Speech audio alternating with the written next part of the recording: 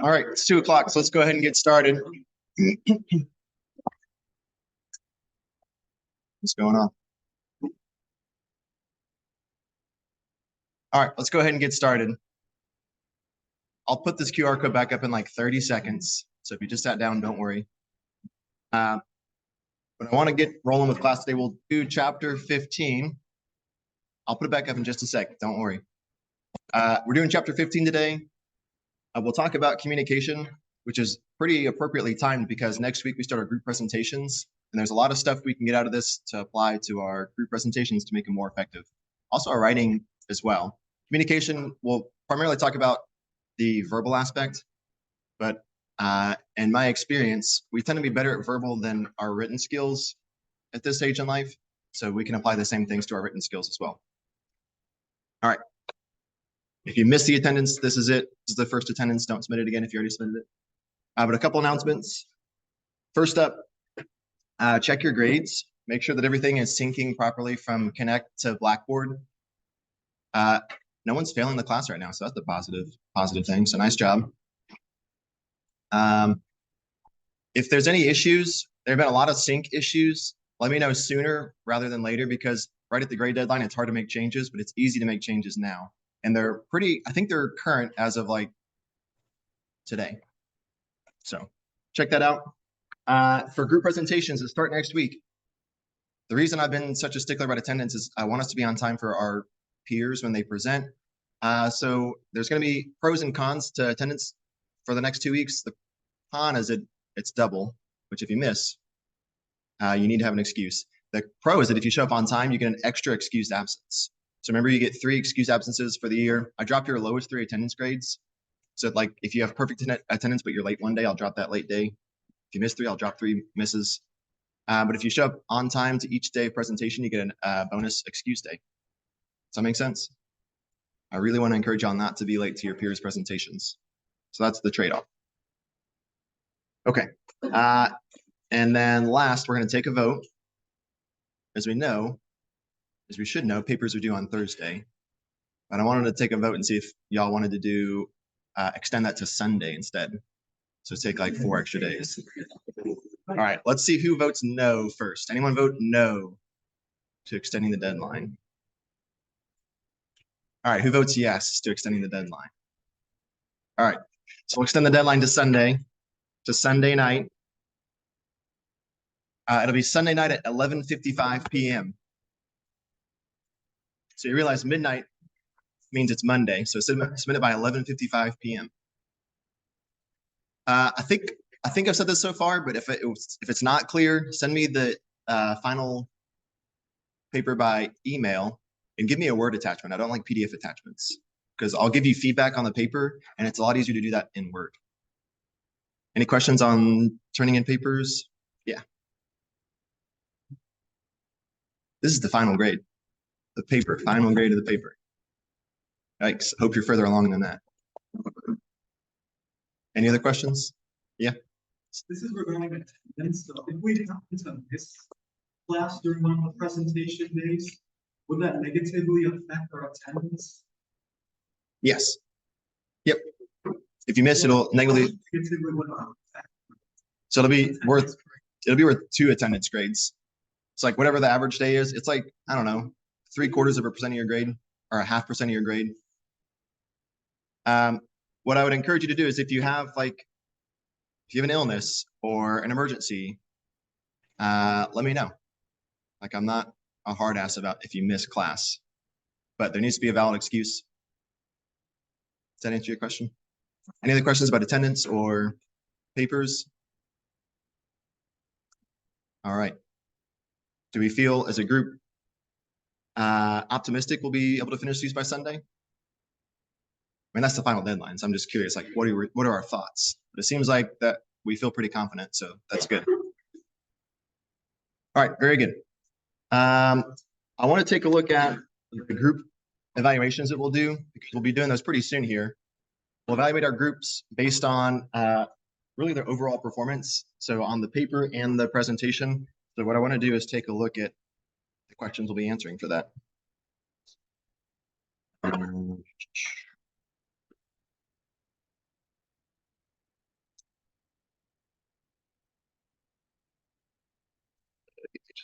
we go.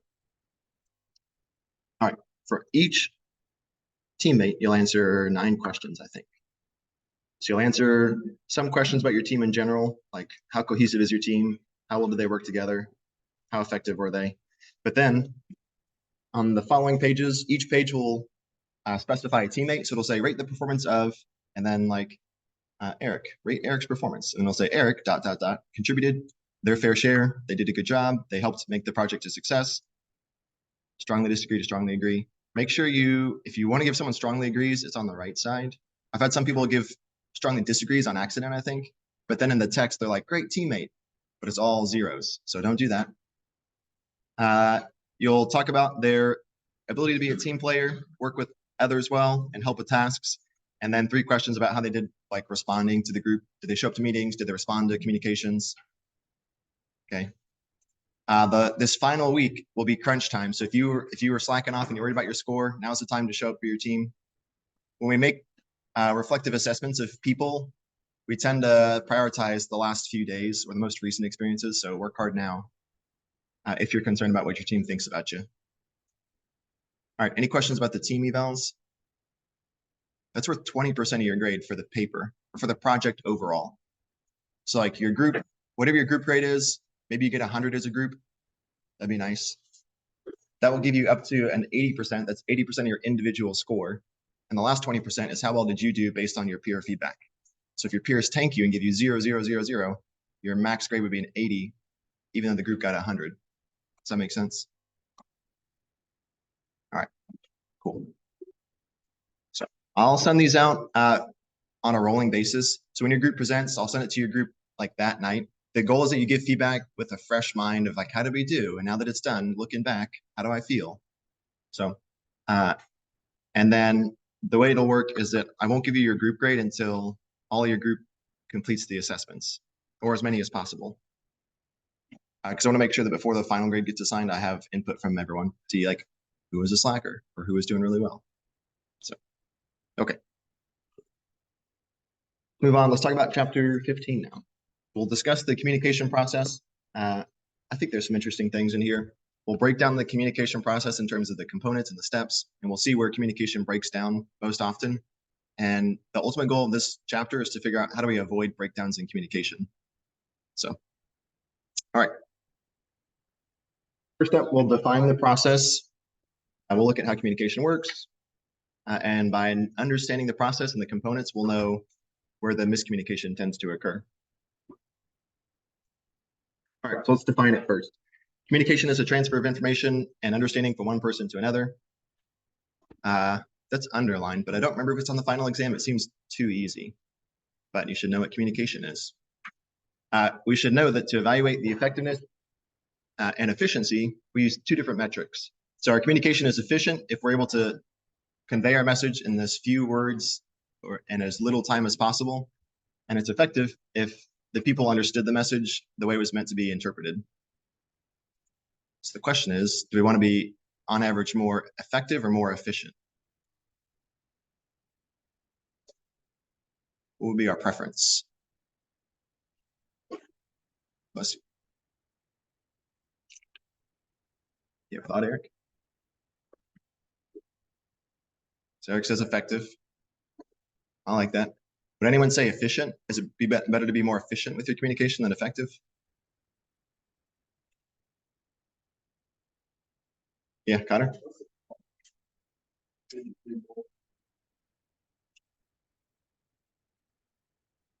Oh, you think efficient a little better? But you think obviously both are important. That was the first thing you said. Okay, why would you say efficient?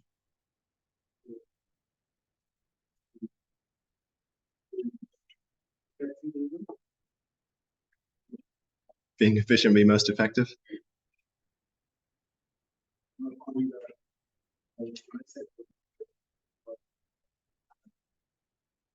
Yeah, okay, I can see that. There are definitely situations where if you're inefficient, if you're rambling, not getting to the point, it could be ineffective. Even if you say all the right things, if you lose people's train of thought, then it doesn't really matter. At the end of the day, your message didn't get across. My personal preference is I would side with Eric. I think in general, if your message is ineffective, then what's the point of even trying to communicate? Obviously, we want both though. So Connor, to that point, like if we can be both effective and efficient, that's the ideal situation. All right, so let's talk about making it more effective. Right, so there's a lot of parts or components to the communication process. The labels we'll use are sender, message, receiver, medium, and noise. So let's define those quick and then we'll see how they work together. There is at the very core of communication, a sender, a message, and a receiver. When we talk about communication, like if you take a business training seminar, a lot of organizations have a 1-hour session on the 3 parts of communication: sender, message, receiver. And what's, I think, a good takeaway of this is that we tend to think of communication from the sender's perspective. Like I need to be able to speak in front of a group and not stumble over my words and like not talk too fast. But we also have to figure out if our message is effective. So do we say the words coherently? Does it make sense? Was it like in a logical order? And from the receiver's perspective, were they able to hear us? Like was the audio setup in the room effective? Was there construction noise going on that distracted them? Were they bored because I was rambling? So if we think about these 3 components, we think about the process in terms of the 3 spots where it can break down. So the sender could be bad at communicating, the message could be just poorly constructed, or the receiver might not be receptive to the message. So the next 2 components, medium and noise. Medium tells us what was the form that the message was transmitted. So like email or voice or carrier pigeon, if you're from the 1800s. Basically, whatever carries a message from the sender to the receiver is the medium. And then last, noise is anything that interferes really at any step of the process. And there's a long list of different types of noise that's not important to remember, but noise could be physical, like literal noise, construction sounds. Psychological noise could be differences in personalities. So if we're 2 very different people, then it's going to be hard for us to see eye to eye and understand each other. Semantic noise could be just differences in the way that we speak, like a British person and an American person might speak English, but very differently. And then physiological noise is kind of a weird one, but it essentially is like, is something wrong with your body? Are your ears not working? Do you have a cold so your sinuses are stuffed up? The takeaway is that there's a lot of factors that can contribute to someone not receiving the message effectively, and we'll label that broadly as noise.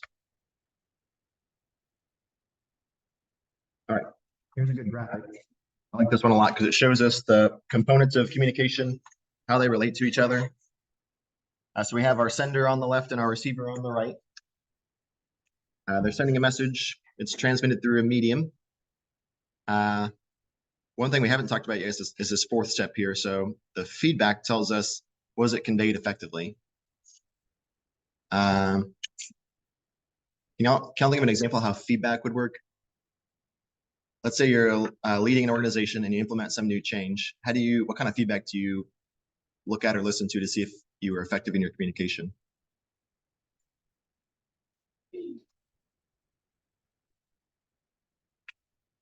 Maury? Yeah, head nods. That's a good one. So immediately, if we say something and we get blank stares, that's like feedback. Maybe they're not getting it, but if they nod their head, yeah. And maybe more down the road, long term, we're looking to see, do they implement what we're asking them to implement? So that's feedback. In the middle here is our noise. So again, anything that disturbs the transmission of the message is noise. All right, I have a question for y'all. Where do you think communication is most likely to break down? What stage of this process, or where in this process?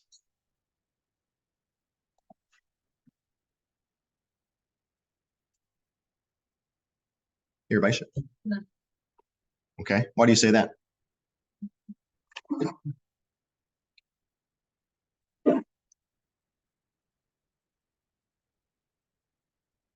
Yes, I agree with that. That's probably the first answer. The second answer I was looking for was noise, and you kind of got to that. But message is where we tend to have breakdown in communication, whether it's not effective or efficient. And that is actually an example of noise. So if I send an ineffective message, that would technically be noise in terms of I didn't communicate that well, so you're not going to be able to interpret it. All right. Oh, this was supposed to be a question, but there are the answers. How can we minimize breakdowns in communication? A couple strategies here. Try to identify and overcome noise potential. That's the whole reason for us identifying the 4 different types of noise. Like the labels aren't important, but if we understand that there's different sources of noise, we can try to overcome those. Also be as clear as possible and ask for feedback. So if I remember when we did the frog folding exercise, it was very difficult because we couldn't give clear instructions. That makes it very challenging. I think the biggest thing, if you feel like your communication skills are not good, is to ask for more feedback more frequently, because people will tell you if things don't make sense. So if you, for example, finish explaining something to your group and you get silence, maybe hit them with like, does that make sense? Or do y'all understand? Or is that clear? Something like that will help you understand. Well, they'll tell you where they lost you. Okay. Next up, let's look at richness of communication. Richness is defined as how packed with information and how much communication will facilitate learning. There's a spectrum of very rich to very lean or low rich media. So face-to-face is the most rich. Why do you think, why would face-to-face be more rich than like a telephone call or an email? How would that give us more information to be face-to-face? Amari?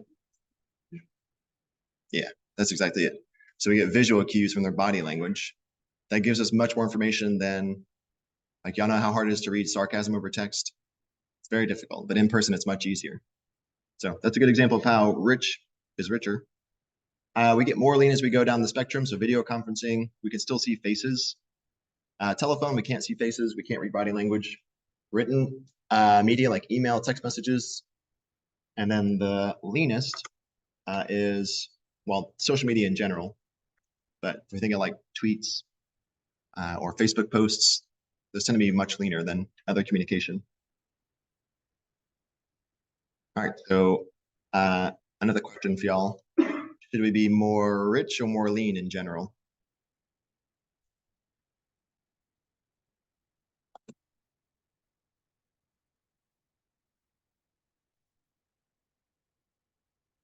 Which is better, richer or leaner communication?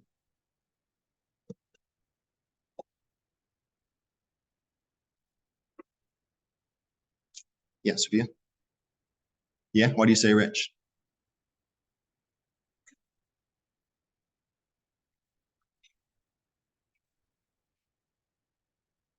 Yeah, I like that answer. So she said we get more feedback with more richer communication. I definitely agree with that. But I would challenge that and say, can you see a situation where leaner would be better?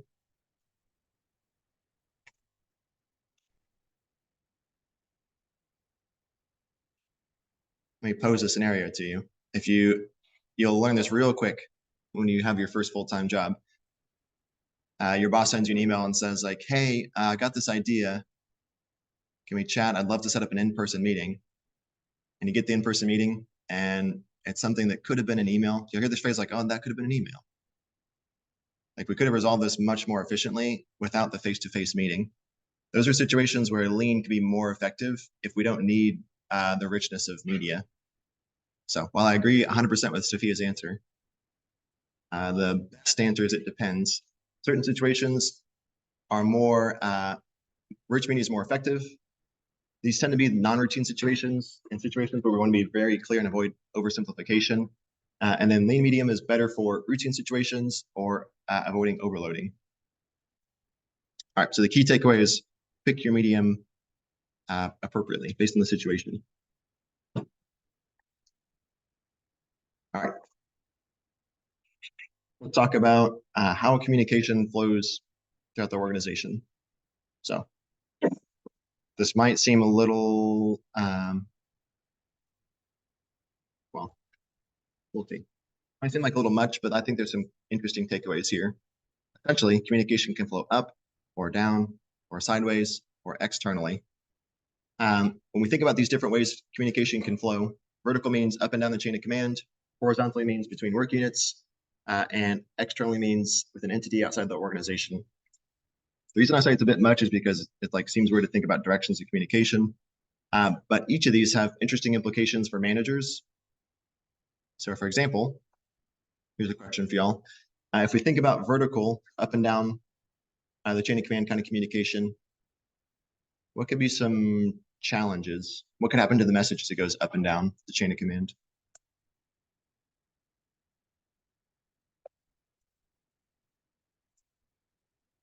Your Baisha?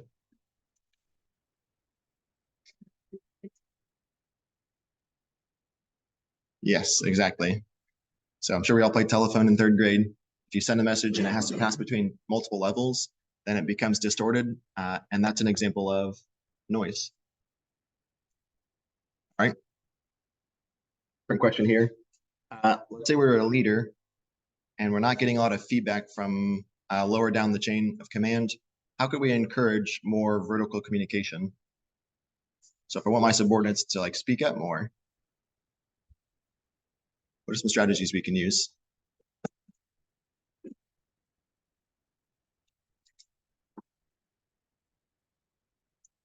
Connor? Yes. Do you remember what that's called? The safe environment? We've used the term a couple times. Yeah. Do you remember psychological safety? If we can create psychological safety, people will not be afraid to speak up.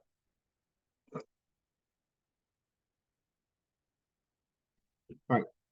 Let's move on and talk about informal communication channels. There's one informal communication channel we tend to think of, that's the grapevine. So it's an unofficial communication system, often in the form of gossip and rumors. And in general, gossip and rumors tend to hurt the organization. As managers, we want to try to negate the negative effects, and we can have a couple strategies to do so. So first, is having an open door policy, allowing employees to come and talk to you, air their grievances, provide fast and transparent information. If the organization is ready to like state the facts, then they can avoid rumors starting in the first place. We see that a lot with sports teams. Like you see rumors about like, oh, are they going to trade this guy or drop this guy? Or are the Cubs going to hire a new manager this season? And the rumor mill swirls until the organization provides some transparent information. And as soon as you do that, you stop the rumors. Quickly respond to gossip. If you see gossip in the workplace, shut it down, but also be a model and not engage in gossip. That's something that I think most people inherently enjoy doing, is gossiping. It makes us feel connected and feel better about ourselves. But as a manager, we should not engage in that, because as soon as you start to gossip, it sets the tone that is acceptable, and it's just going to continue. All right. A couple other informal communication channels. So there is chats around the water cooler, which has become less popular given the fact that a lot of offices are now remote. But there's a lot of spots in the organization where individuals can just chat face to face, like the break room, or when they're getting lunch. Okay.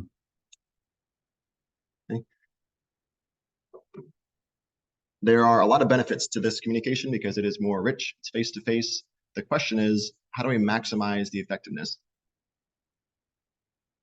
And we can think about this more broadly, not just in terms of like informal channels in the organization, but in our general lives. How do you think we can maximize face-to-face communication?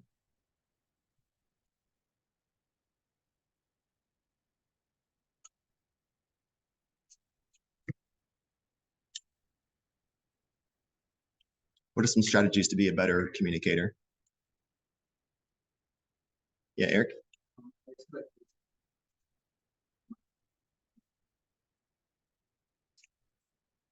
Yeah. How does eye contact help?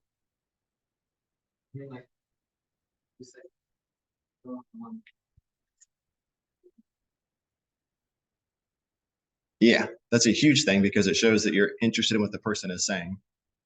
Probably the biggest issue we have with face-to-face communication is when people express a disinterest. So maybe they're looking at their phone, maybe they're not even looking at you. That just conveys the fact that they're not interested in this conversation, and we maybe shouldn't be having it. A few other things we can do: listen more and talk less. A lot of individuals like to wait their turn to say what they want to say, and as you're waiting to say what you're going to say, you're not listening to others, so it no longer becomes a conversation.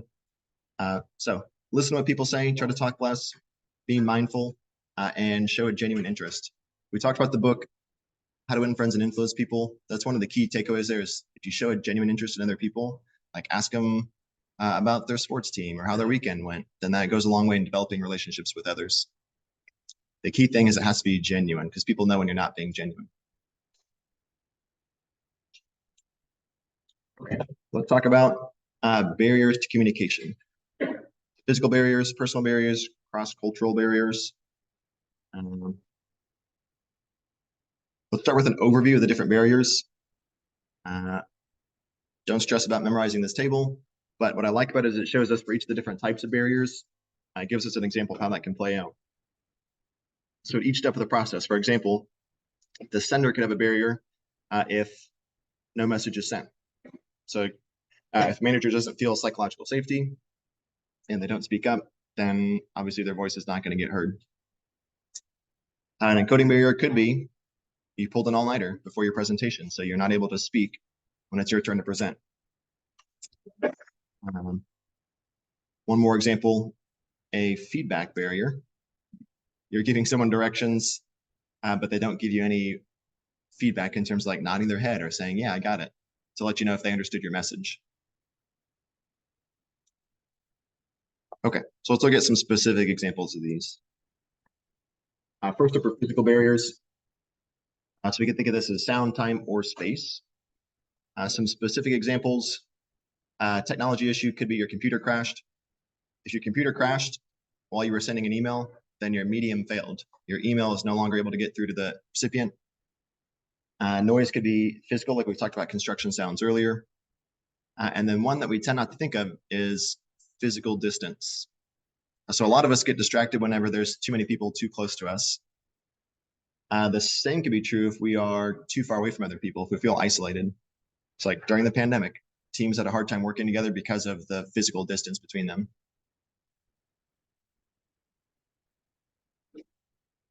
All right, some personal barriers. These are individual differences here. So perhaps we have more or less effective communication skills than other people.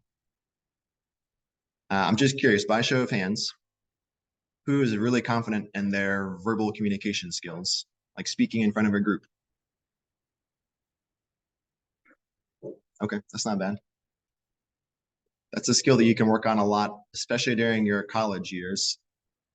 Um, it's also a skill that, like, some people are really gifted if they're charismatic and they're extroverted, but this is a skill that's super easy to develop if you put yourself out there and take advantage of opportunities.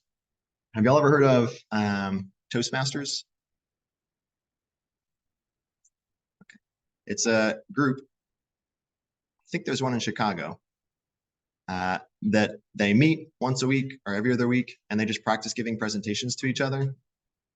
So if you have a speech prepared for a class, for example, you can go there, present your speech, and then get feedback from the group. And I promise you, the more you give practice talks like that, the more effective you're going to get. So take advantage of opportunities like that. Okay, so in addition to just general skill, we could have variations in the way we process and interpret information. Maybe the way that we like speak and think is different than who we're communicating with, and that can cause us to have miscommunication. We might not trust or find someone credible. We might have attention issues. If we have ADD or ADHD, that makes it really difficult to pay attention. And there are also generational differences. So we know that younger generations tend to use more lean media like email. What's interesting here is that the oldest and the youngest generations are the most open to technology. I would not have guessed that the oldest generation is open to technology based on my experiences. But one key takeaway here is that if you're an organization and you're trying to boost communication, you can do training and support, and that'll help your employees. It'll go a long way. All right, let's look at cross-cultural barriers. So there are really two factors to think about when you're talking with someone from a different culture. The first is the language. Obviously, if you don't speak the same language, you can't understand each other. But there's also style differences. So like earlier, I mentioned an American and a British person speaking English together. Sometimes we'll confuse each other based on their stylistic differences. So my question for y'all, if we're in a different culture, what's the best way to learn the norms of communication?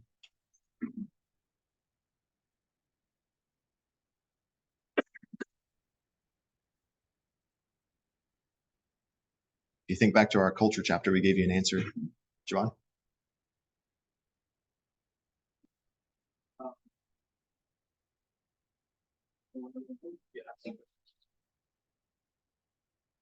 Yeah, you can ask people. I like that idea. How did you have one? You're gonna say that? Yes, it's always better to ask than it is to assume. Monty? Yes. Yeah, that goes a long way. So observing and asking. We shouldn't go into a culture and assume that we know what to do. Watch others, see how they do it. Also ask questions. If you really want to get into it, you can do your homework in advance. Maybe sign up for Duolingo or one of those other apps that can help you learn the language, or at least the basics. All right, in addition to language differences, there might be nonverbal communication differences across cultures. So in terms of eye contact, facial expressions, body movements, and touch. So like in certain cultures, like Eric said, we want to make eye contact to show that we're engaged. In other cultures, it might not be okay to make eye contact, especially with someone who is like above you in the social hierarchy. The research shows that Americans tend to be more expressive with their facial features. Like we smile more than other cultures. So it might seem weird if you're smiling a lot in other cultures. Like, what's this weirdo doing? Why is he smiling so much? Body movements and gestures and touch, such as handshakes and hugs, they are great in certain cultures. If you skip them in certain cultures, it's very offensive. And if you do them in other cultures, it's also very offensive. So learn what the customs are before you go out there. All right. Let's look at some gender differences in communication here. So similar to leadership, there are communication differences on average between men and women, at least in the research that occurs in Western cultures. The research tends to show that men are more like assertive and confident with their language, even if they don't know what they're talking about. and women tend to be more open to suggestions and democratic with their communication. What's interesting, there's a lot of research that tries to figure out why it is that there are differences. Some research suggests that they are evolutionary differences, or evolutionary causes of the differences, and others say societal causes. As an example, evolutionary psychologists say that 10,000 years ago, when hunter-gatherers lifestyle was the most common way to live, like men had to go out and get the food, women had to stay in the cave and take care of the baby. So we adopted more aggressive men and communal women. That research has been overtaken by socialization research, which is the more popular theory now that says that society's produced gender norms of communication and it's not biologically driven. Okay. All right, some of the differences could be pacing, pausing, directiveness, word choice, use of jokes and questions. Let's look at some specific examples of masculine versus feminine norms of communication. Some of the biggest differences here, men tend to use I statements, and feminine norms tend to emphasize we statements. So like we think of an egotistical male leader, he says like, yeah, I got this done. We had the lifeguard company I worked for, we had a manager who brought us in to staff their lifeguards. And the first summer out there, our lifeguards made a life-saving rescue. A kid almost drowned, but the lifeguards saved the kid's life. And the lifeguards won a national life-saving award. So the Red Cross flew out. The Red Cross hosted a banquet for the lifeguards to recognize their success in saving a kid's life. And the club manager showed up. And instead of saying like, thank you so much to these two lifeguards, these like 16 and 17-year-old lifeguards, his speech was, I'm so proud of my decision to hire Sela. Like I did the right thing by bringing these guys in, like the decision I made saved that kid's life. And that was a super shitty thing to do, to take away the credit from the lifeguard staff who saved the kid's life. So that would be a very masculine version. All right, let's see some other differences here. Listening. Okay, so men, the masculine form might listen silently. They don't tend to insert the I agree or that's right. A feminine form might use some more verbal feedback to say like, yeah, I agree, or yeah, that's right. Okay. The focus of talking. So masculine form is more about reporting, demonstrating expertise, and the feminine would be more about building relationships and sharing. So, all right, last thing I'll say is that these are general average norms. So obviously they are women leaders who use masculine forms and male leaders who use feminine forms. All right, let's look at social media differences. We'll talk about social media, how there are gender differences, and how social media can be a positive and a negative for the organization. I think this chart is pretty interesting. This is a graph of social media use by generation across platforms. So you can see that, for example, Facebook, the most users are in the youngest two groups. Although I think that's changing. I think nowadays there are less young people using Facebook and more of the older generation. Okay. All right, so that's interesting. You can look at that more in your own time if you want. Let's talk about uses of social media. As an organization, we can use social media for a couple purposes. The first, probably most pertinent to our personal lives, is recruiting functions. If you're going to be applying for jobs in the next year or two, you should know that organizations are going to use your social media platform to judge you. So you should have a good LinkedIn profile. You should make sure your Facebook page is private, or at least your personal pictures are not able to be seen by others who are not your close friends. And because if you have pictures of you like partying every night and the person you're interviewing with sees that, they're going to judge you negatively. Even though all your peers do that, they'll look better if they screen those pictures. All right, so be aware, they use that for recruiting. We can also use social media for productivity, both on the employee and the employer side.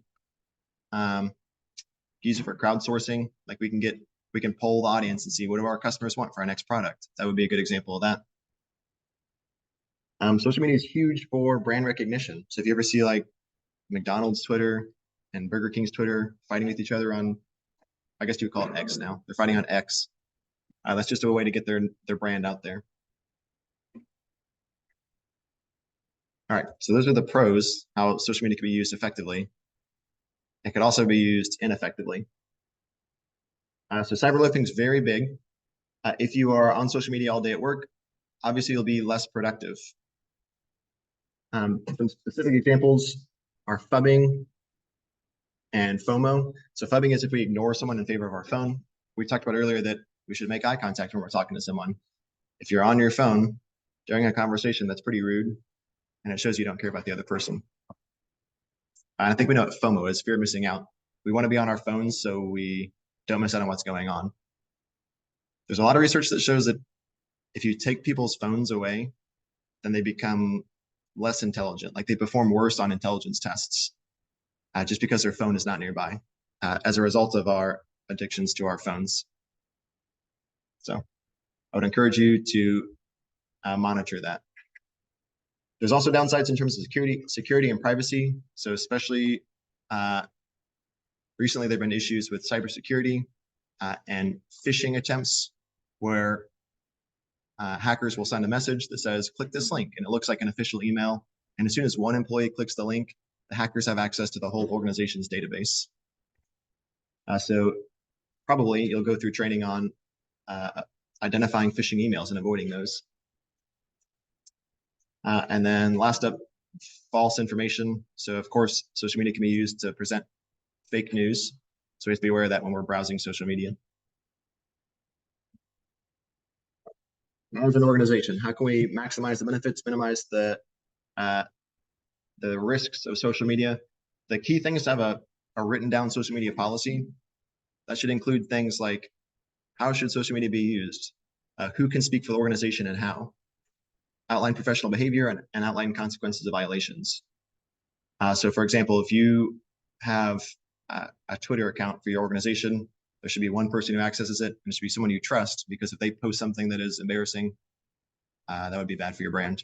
You ever see like the congressmen that post stuff like from they think they're on their personal account, but they post to their official account, and it's like something very embarrassing from their personal life? That you don't want to have that situation happen to you. So, okay. We want to talk about communication effectiveness. So we'll discuss some tips for increasing our verbal and our written skills and our listening skills as well. All right, first thing, in general with communication, we want to avoid defensive communication. Communication is defensive if it includes aggressive or an attacking tone, angry, passive, or withdrawn. All those things can make people defensive. We'll talk about some specific examples in just a sec. Our goal is to be non-defensive. So talk to people in a way that doesn't create defensiveness in them. Being empathetic and direct are two very important things we can do to be non-defensive. If we are defensive, that creates defensiveness and that kills communication. So our goal is to avoid that. Here are examples.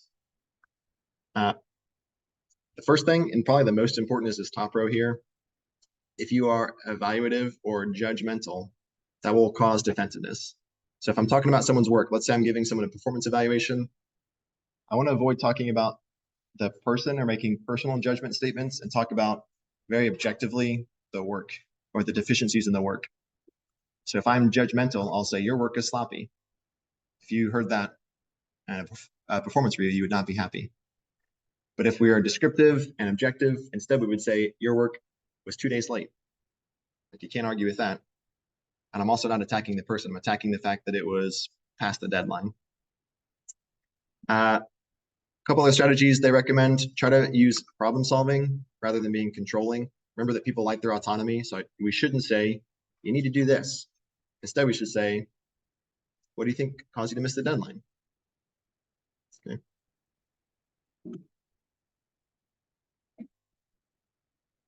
All right, I don't 100% agree with all these suggestions here.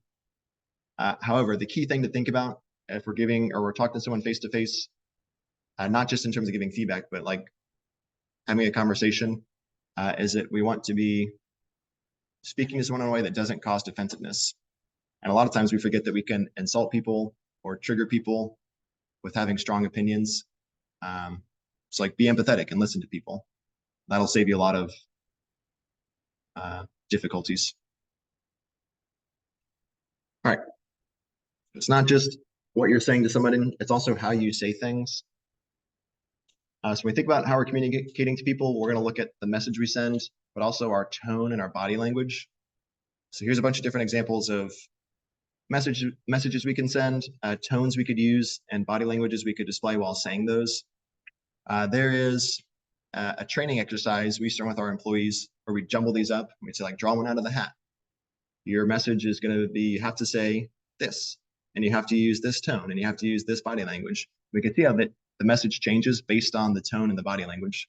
So if I try to tell someone they're doing a good job, I could say like, hey, Eric, you're doing a really good job today, man. Like I have a pretty positive face, I have a pretty positive tone. If I go like, Eric, you're doing a great job today, man. Or like roll my eyes and I sound like I'm being sarcastic, that's going to have the opposite effect. Cool. So when we think about what we're saying, think about how you're saying it and the body language you're using, because that'll really change the interpretation of the message. That would be an example of noise there. All right. We mentioned empathy just a second ago. This is very important to making your communication non-defensive. If you can understand what others are feeling. So empathy is defined as the ability to recognize and understand others' thoughts and feelings. There's 3 different examples. If you want to get really specific about types of empathy: cognitive, emotional, and compassionate. At the end of the day, the key thing is that you're using empathy in general. So you try to understand people and understand or demonstrate rather, that you're trying to listen to them and help them out if possible. That goes a long way. All right. We do our self-assessments. We'll do self-assessment 15, then we'll discuss.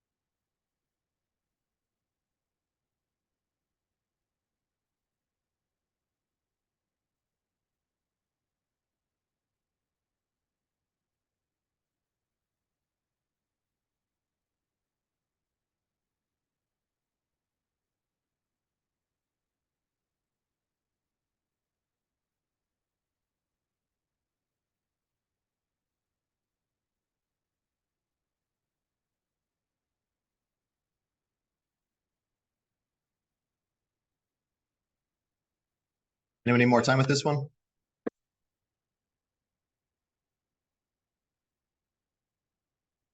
Okay, let's discuss.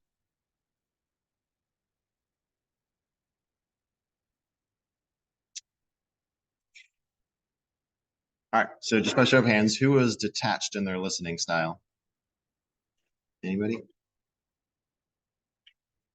Okay, that's what I would have expected. Anybody passive? All right, who is involved? Okay, that's kind of what I expected. We had more and more, and most of us were involved. Next question is, who was completely honest and self-critical when answering these questions? Okay. Okay, that's tough. A lot of these questions are very prone to social desirability. There's certain right ways to answer the question to feel good about ourselves. Like, sure, I listen to people. Sure, I want to hear people out. And if that's you, good, great. The one thing I want to point out, in addition to this not being a super accurate assessment because of the social desirability component, is that each of those questions you answered, all 10 of those questions, are strategies for being better at communicating with others. So with that, I want to ask y'all some general strategies we can recommend to ourselves of ways to improve our listening skills. We'll start with Eric's recommendation to use eye contact. How else can we be better listeners? Cyrus? Talking less and listening. Yes. To do so, you should always make sure to pay attention to what someone is talking to you.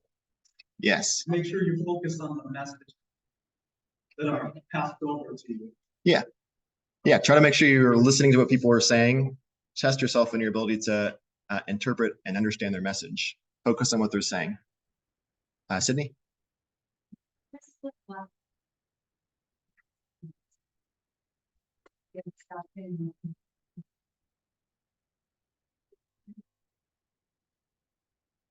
Yes. That's probably one of the biggest mistakes is we're just waiting our turn to say our piece. So not only are we not listening, I'll share some personal experiences. When I was younger, that would be my go-to in a conversation because I'd be so nervous of what I'm going to say. Like, I don't want to say something stupid, so let me make sure I prepare my thoughts. And then I didn't listen to what they're saying, and my response is now off topic because the conversation has shifted. So if you're not listening to the conversation, it's hard to be engaged in what's actually being said. So good suggestion. Any other thoughts on improving listening skills? All right. Let's take a look at some suggestions from the book. Focus on the other person. I like this one a lot. Ask open-ended questions. Approach the conversation with curiosity. You all seen Ted Lasso? I'm going to butcher the quote, but he's playing darts and he's like, don't be judgmental, be curious. It's a cool quote. Oh, that's the next point. Don't judge people. Also, be mindful and be fully present. So that's listening. How can we be a more effective writer, given that our papers are due in a few days? Start with your purpose. Write simply, concisely, directly. That's probably the biggest error I've seen is we're not concise. We're just trying to fill the page. So if you state your points concisely, you will, on average, do better. Know your audience. Don't show ignorance of the basics and read more. If you want to become a better writer, you should read. I recommend you read some good fiction writers because they tend to have the best style of writing, like Stephen King, George R.R. Martin. You can learn a lot just from reading how they write. Probably the one that we can work on the most is being a more effective speaker. Do you ever watch TED Talks? They're like really good in terms of how they deliver messages. So watch TED Talks for examples. There also is a TED model you can follow. If you Google like TED Talk, how to give a speech, one guy gives a TED Talk and all he does is show like how to give an effective speech without actually saying anything substantive. That's a pretty interesting one to watch. So use that as a model. Ask questions to help yourself prepare. Try to anticipate questions you might get from the audience. Arrive early. Make sure you're able to give your talk in your room. Make sure like the audio is working in the room you're going to give your speech in. And then this is a very simple 3-step process for giving a speech. So the 3 steps are tell them what you're going to say, then say it, and tell them what you told them. That's a pretty common 3-step format for like scuba instructor training. I did my scuba instructor training. That's one of the core messages is tell them what you're going to say it, tell them what you said. The key thing here is that the saying it is most of the time you're speaking. So if you spend 10 minutes setting up your presentation because you're nervous and you're worried about filling the time, that's going to be bad.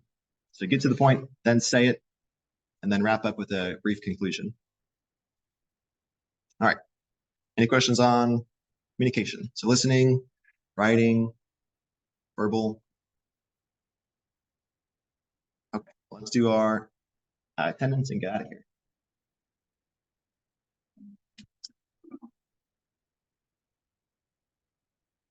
Good luck finishing up group projects. If you have questions, let me know. I'll see y'all on Thursday.